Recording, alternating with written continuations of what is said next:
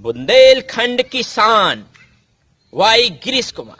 चलिए आज हम आपको धोबेला में स्थित हृदय शाह के महल के कुछ रोचक तथ्यों के बारे में, यहाँ के बारे में बतलाते हैं। इसके बारे में हमारे मित्र अशोक, जो कि ज्योग्राफी और हिस्ट्री के अच्छे जानकार हैं, उनको लेके चलते हैं और कुछ बतलाते हैं आपको। चलिए चलते हैं। चलिए भाई, इधर से लो।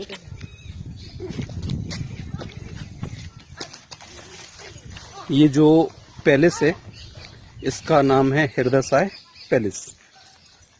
हृदय शाह जो थे वो जब इस्लामिक एम्परर पूरे इंडिया में राज कर रहा था, जब इस्लाम शाह जब पूरा इस्लामिक जो साम्राज्य था, एम्परर था जो पूरे भारत में राज कर रहा था, उस समय पर जो राजा जो राजा छत्रसाल थे, उन्होंने इनको वेलकम करने के लिए ये जो महल था इसको बनाया था।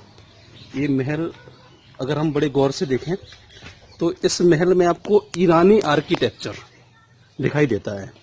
ईरानी आर्किटेक्चर की जो सबसे बड़ी विशेषता है वो आपको सबसे पहले इसमें जो दिखेंगे वो मेहराब दिखेंगे। ये जो आपको डिजाइन दिख रही है, ठीक है, ये मेहराब है। जब भी कभी आपको इस्लामिक आर्किटेक्चर देखना हो तो उसमें मेहराब बहुत ज़्यादा जरूरी है।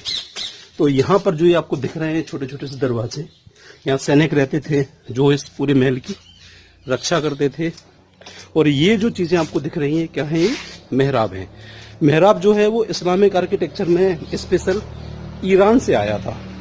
और जितने भी आपको मिलेंगे इस्लामिक आर्किटेक्चर्स, उसमें मेहराब जिसमें ईरानी प्रभाव दिखाई देता है, वो ईरानी प्रभाव को या ईरानी इंफ्रास्ट्रक्चर को अपने स्थापत्य कला में रखते थे, उसे बनाते थे।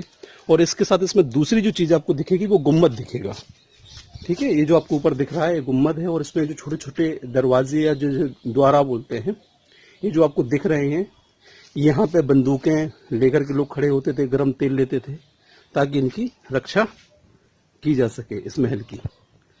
तो इसका जो इम्पोर्टेंस था वो ये था, महाराजा जिन्होंने ये बनाया था वो इसलिए इन्होंने बनाया था ताकि वो इस चीज़ को दिखा सकें कि हम इस्लाम को या इस्लामी सत्ता को यहाँ पे स्वीकार करते हैं। हालांकि उनका यहाँ पे स्पष्ट शासन नहीं था, लेकिन फिर भी उनको वेलकम करने का एक मतलब ये है कि हम आपसे पृथक नहीं हैं, हम आपके अंडर ही रूल करेंगे।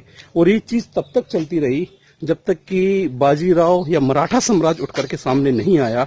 जैसे ही मराठा साम्राज्य उठ करके सामने आता है, उस समय उस मराठा साम्राज्य के आने से पहले मुगल एम्परर के समय जो महाराजा छत्रसाल थे, वो मुगलों के अधीन ही सेना में सेनापति या फिर सूबेदार, जो बड़े पद हुआ करते थे, उसके रूप में वो काम करते थे।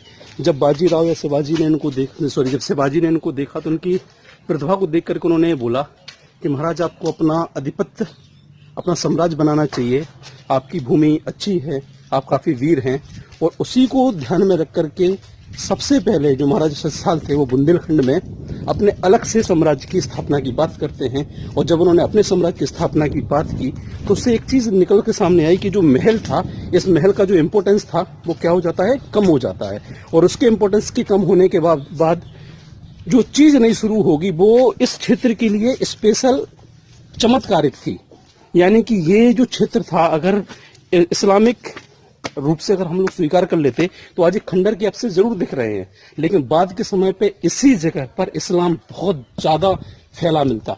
लेकिन जैसे ही बाजीराव फर्स्ट आते हैं, उन्होंने टाई अप किया और इस क्षेत्र को जिस तरह से मराठा हिंदू साम्राज्य के रूप में था, उसी तरह से जो बुंदेलखंड का महाराजा छत्रसाल का साम्राज्य था वो हिंदू साम्राज्य के रूप में जाना गया, पहचाना गया। और आज अगर आप यहाँ पे आप देखें तो महाराजा छत्रसाल की न केवल शौर्य गाथाएं बुंदेलखंड में प्रचलित हैं, बल्कि पूरा का पूरा भारत उनकी शक्ति, विचार, सिद्धांत और हिंदुओं के प्रति उनकी रणनीति से पूरी तरीके से परिचित है। तो बुंदेलखंड की जो माटी है, जिसे हम बोलते हैं कि ऐसी माटी ना दुनिया के कण कण में, जन्म दइयो विधाता हमको बुंदेलखंड में, ये जो आज हमें मिलता है या जो हमारा गौरवशाली इतिहास हमें दिखाई देता है, उसके पीछे यही महाराजा छत्रसाल की रणनीति रही है और महाराजा छत्रसाल की नीति रही है, जिस वजह से आज हम यहाँ पर विकास के उस क्रम पे खड़े हुए हैं जिसकी हमें जरूरत थी।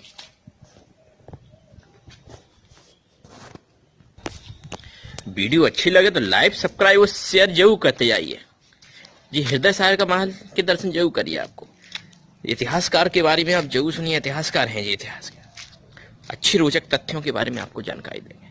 चलिए चलते हैं और रोचक तथ्यों की जानकारी लेने के लिए। देखिए जानिए, देखिए आप देखते रहिए महलों को, कितनी इनकी कलाकृति देखिए आप, पूरी ऐतिहासिक कलाकृति है। एक बिल्डिंग बिल्कुल जर्जर होती जा रही है। इतिहास के देखिए आप साक्षात्कार है। हृदय सागर का महल एक पुरानी परंपरा को दिखलाता हुआ है। देखते रहिए आप।